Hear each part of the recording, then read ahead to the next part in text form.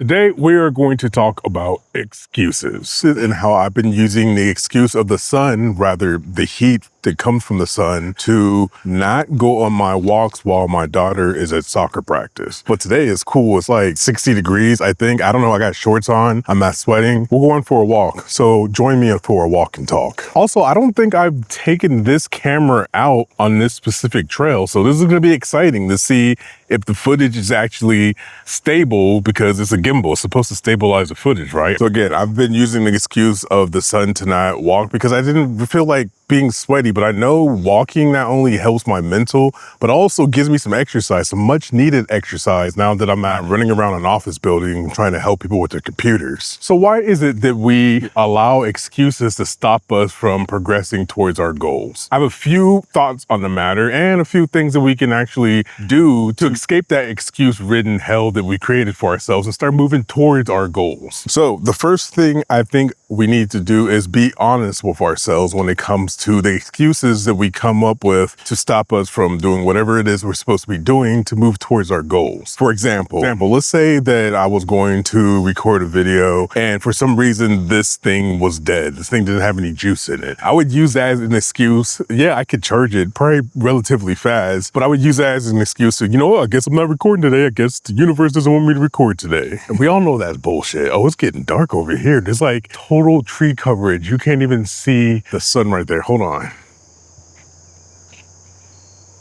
This looks cool. Also, I forgot that you could do this with this camera. Oh, what I was saying was excuses are things that keep us from achieving our goals. We say it to ourselves all the time, and unfortunately, they are stopping progress towards whatever that goal is. So again, we need to be honest with ourselves. I think one question that we all need to ask ourselves is, did I do everything that I could today to move me towards my goal? And I would highly suggest that at least do one thing a day to move towards your goal. One thing a day is easy. That's a baby step. That's a micro step. So the effects of me not walking are kicking in, going up a steep incline. Well, you can't see because this is locked into my face, but it's just straight up. This is, whew.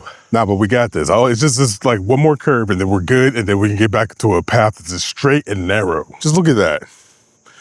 Look at that. Oh, this is all downhill. Then we have reached the end. So, I mean, it wasn't that bad, but trust me, it felt bad. They're out here hitting softballs. I thought one was coming towards me, but if he hit that over here, then he should be like in the major leagues, because this is pretty far. While I catch my breath, good God, yeah, we're definitely doing this more. This is ridiculous. So the thing that I've learned over the course of me just studying the human brain, studying what motivates us, what pushes us forward, what makes us do the things that we do, I think if you give yourself the opportunity to make an excuse, you will find one, always. So with the energy that we use to not do things, I feel like we need to do that or more to make sure that we are doing the things that are beneficial to us in the long run. Take exercising, for example. I should be exercising more, so I need to get into a routine that'll allow me to get a few steps in a day, and that will make a huge difference in my life. So during this video and this walk about me talking about excuses, I vow now to eradicate any excuses I have about exercise and at least do 30 minutes a day. I'm sure I can do that, no problem. If you're like me, you probably suffer from shooting something that you were super excited about and then having that project sit there for a week or two while you just procrastinate on editing.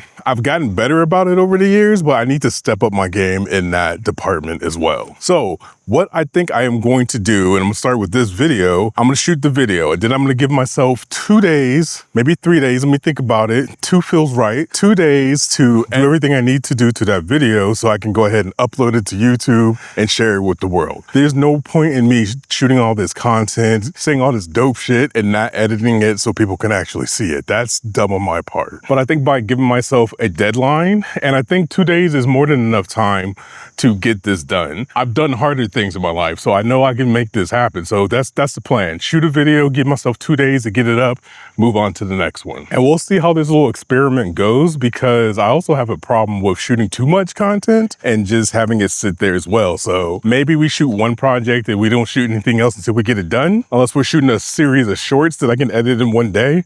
Also shorts, should I put a different timeline on shorts? All right, this is officially what I'm gonna do. Long form videos, 2 days. Short videos, 1 day. I will was gonna say 24 hours, but I'm not trying to stress myself out, and there's no reason to. I don't have anybody to report into except for myself, which brings me to my next point. So when it comes to creating content, it's a different beast. It's not like your traditional 9 to 5 where you have somebody standing over you asking you if you got your tasks done for the day. When you're creating content, the only person that you're really beholden to is yourself. Now, I know some people might say, oh, my community keeps me accountable, but you could tell your community to fuck off if you wanted to, and nothing will happen, except for they probably say fuck you and leave you, and then you wouldn't have a community. Then you probably have to go get a 9 to 5. Let me think about that point. But the point that you don't have a boss still stands. So with that in mind, you need to remember that you have to stay on top of yourself when it comes to creating content, making those projects, getting those videos edited, because there's nobody going to show up behind you and ask you to make sure that you got it done. That is part of the reason why I wanted to become a coach in general. Before I left the corporate world, I was a manager,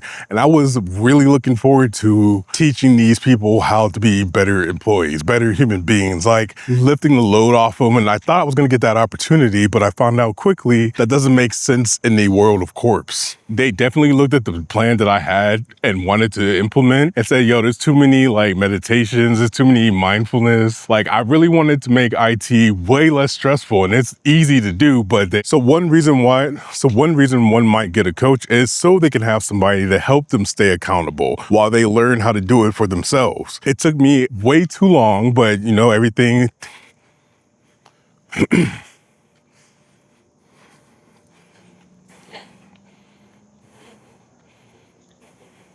the sun is now behind me. It would make more sense to walk backwards, but I'm not doing that. I'm not doing it. I'm still gonna walk forward. But that's the flip that you need to make in your head. When you have a job, when you're working a 9 to 5, you think your managers and your boss have your best interests at heart because you are making money from that company. They're paying your bills, they're feeding your family, they're getting you all the cool shit that you wanna get. Therefore, you tend to listen to them a little bit more and want to believe they have your best interests at heart. When you start working for yourself, you are your boss. You have your best interests at heart. And while you are learning the ropes and the mindset that you need to be self-sufficient, to be accountable to yourself, getting a coach will help you bridge that gap in the meantime. So not only do I specialize in the mindset that's needed to get you there, but I also am studying different methodologies to help you with the mental space as well. I said it before and I'll say it again. I believe that content creation and being successful in content creation is 90% what your mental state is. Your mental state will directly inform how you move through this space. So I want to get us to a space where we're not worried, we're not procrastinating, we don't have imposter syndrome, we don't feel anxious, because with that, we begin to flex our superpowers. Creating content from a place of happiness and excitement is a joy. It's amazing, and I want to provide that experience to as many people who want to have it. Like in reality, there is no reason to be nervous when you're going live on Twitch. There's no reason to be nervous when you're posting that video about your favorite pastime or hobby. I fully believe that procrastination is not a personality trait. I believe that anxiety is not a normal emotion. Things like that, imposter syndrome, all those things are things that we learn based on the world, basically. Hustle culture, that's not a real thing. That's something that the world deemed important, so they pushed it a lot. And some of you think that you need to hustle in order to become great. I disagree with that bullshit. I fully believe that it is possible to move through this world in a space of gratitude, happiness, excitement, all of the positive thoughts in life. I spent far too much time on earth being angry about shit that I don't even have control over. So once I start to let go of that anger and redirect that anger into things that I love, things that I enjoy, everything changed for me. And when you're more aware of where that anger comes from and how it creeps up out of nowhere, you are better able to manage it and dissipate it. And then you get to a point where you just don't get angry about that specific topic again. Now, don't get me wrong, I'm not saying that I don't get angry at all. I still do, but I do plan on getting to a space where I don't get angry at all. I believe that every human being is fully capable of achieving that goal. But in the meantime, I'm definitely gonna help you tackle things like imposter syndrome or being anxious before an interview. All those things are all mental games that we play with ourselves that can be fixed because they are not, say it with me, personality traits. They are just learned behaviors that we can definitely unlearn. So yeah, that's it. Let's work on done, not having any more excuses. When an excuse shows up, ask yourself, is this gonna get me towards my goal if I follow through with this excuse? If the answer is no, then you have some decisions to make. But other than that, I'm gonna walk this lap like 2 or 3 more times. By that time, it'll be time to pick up the little one, and then we'll head back home and eat some ravioli, because I think that's what we're having for dinner. Oh, before I go, if you have a Substack, I'm gonna have a link below to my Substack. Today's topic of choice was meditation and how it's super important and you should probably get into it and stop making the excuse that you can't meditate. I 1000% believe that you can. Not only that you can, that you probably already have. Especially if you're a gamer, you have meditated before, you just didn't know it. And if you're looking for a coach and you need somebody to help you with your mindset to get you through the bullshit that sometimes the content creation world throws at us, hit me up, link in the bio. I would love to help, and I'm here to help. Thank you for watching. I'm gonna continue this walk, and as always, protect your mental, keep creating content, and I'll see you in the next one.